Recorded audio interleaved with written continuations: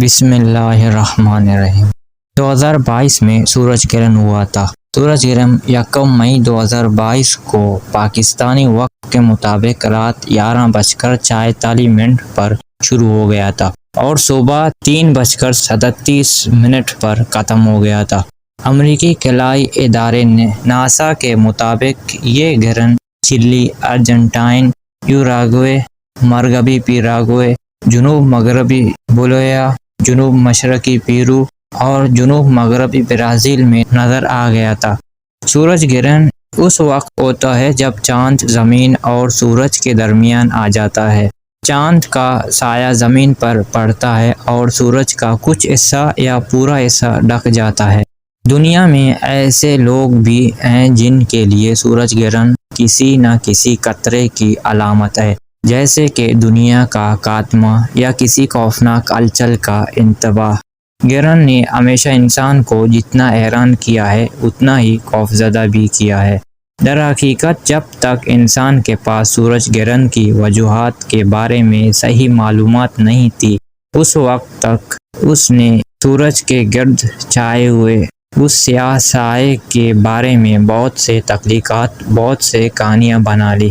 17ویں صدی کے یونانی شاعر آرکیلیس نے کہا تھا کہ حین دوپہر میں اندھیرا چھا جاتا ہے تو اس تجربے کے بعد اب وہ کسی چیز پر حیران نہیں ہوتے۔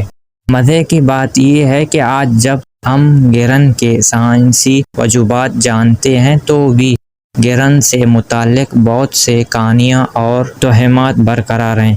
روشنی اور زندگی کا سرچشمہ کہیں جانے والے سورج کا چھپنا لوگوں کو خوفزدہ کرتا ہے اور اسی وجہ سے اس سے متعلق مختلف کہانیاں مشہور ہوئی۔